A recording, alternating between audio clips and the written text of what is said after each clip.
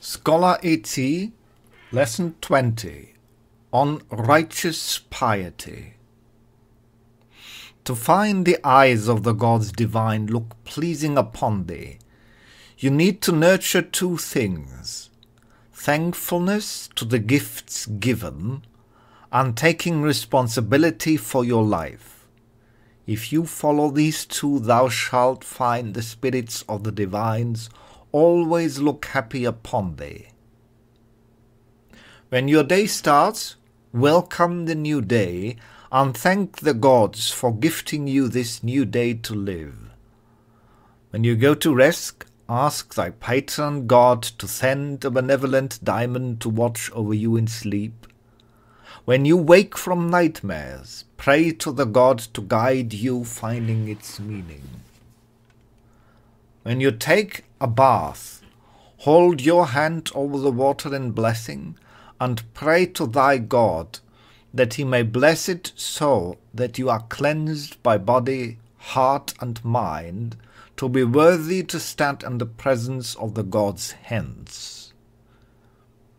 When you eat your meal, give thanks to Mother Ceres for the plenty of the earth given to you, and that the generosity of Mother Earth may be forever bountiful to all its children as to yourself.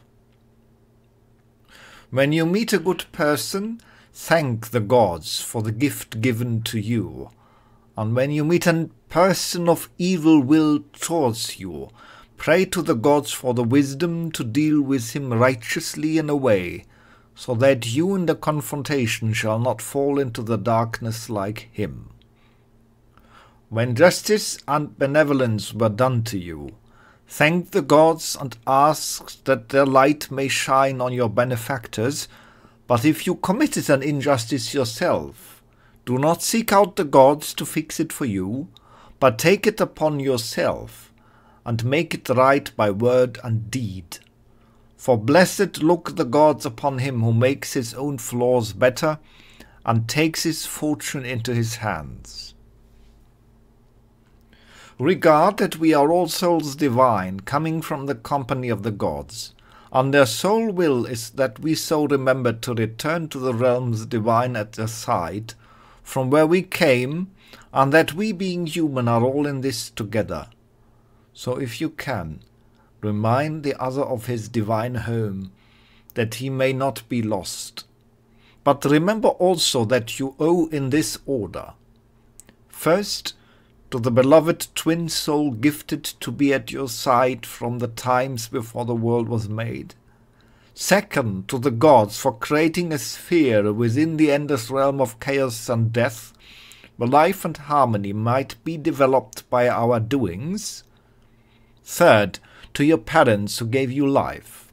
Fourth, to your ancestors and lares, upon whose work the welfare of your tribe rests. Fifth, to the good spirits of the place where you are dwelling. And finally, to your personal daimon who is your spirit companion. When you are invited to a house as a guest, first drink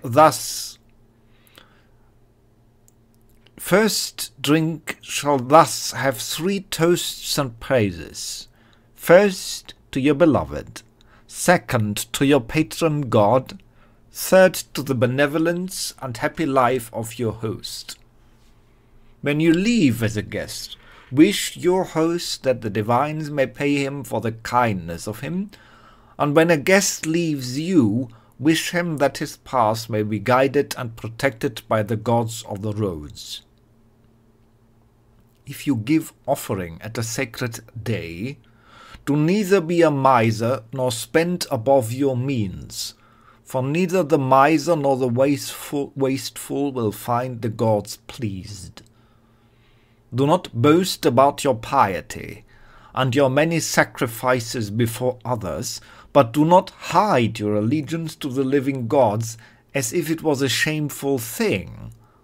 For if you deny them, they will deny you when the day comes. Do not push your commitment to the gods upon others, For only in freely choosing to partake in the covenant with the God finds the seeker the way. But do not miss the opportunity to show what pathway exists by making your religio a secret, as if it would be something to hide. For neither the coward nor the high-spirited will find the gods pleased. For do as our Lord Apollo said, everything in measure. So do with your body, which is your temple house of the soul. Do neither neglect nor fall in love with it and adore it.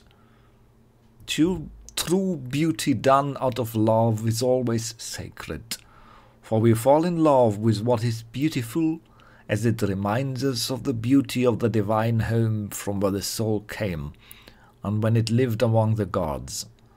Therefore, make the world a place pleasing to look at, and start with yourself and the place you live at.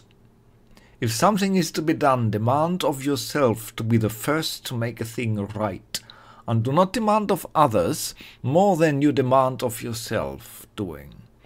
Therefore present yourself before the gods at the sacred days, clean and beautiful, and commit yourself to be pleasing to others by not neglecting your appearance either, though do not boast, as again, everything in moderation.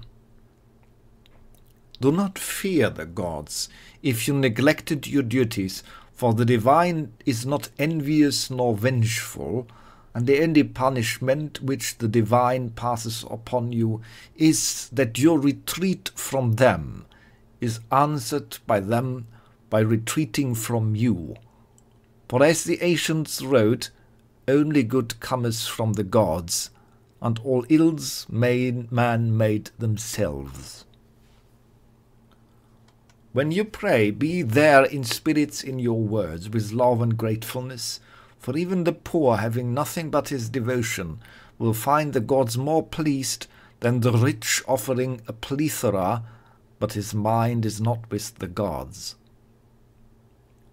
When good comes to you, give thanks to your God, but if ill befalls you, demonstrate your strength by bearing the turning of the wheel of fate like one of strong character, and see what you can learn from your dire circumstances.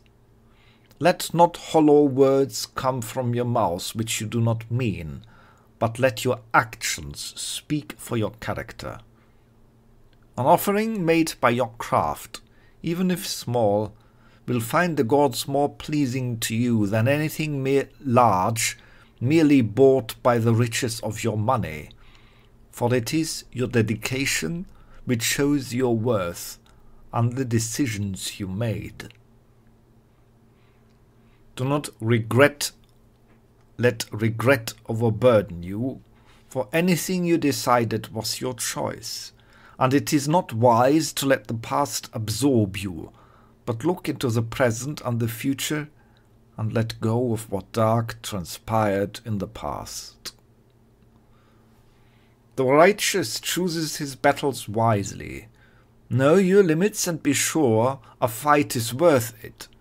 Do not waste a battle with a witless fool for hollow words, but do not let people treat you or your kin dishonorably. For you must honor yourself by standing up for yourself, without wasting your time with pointless bickering either.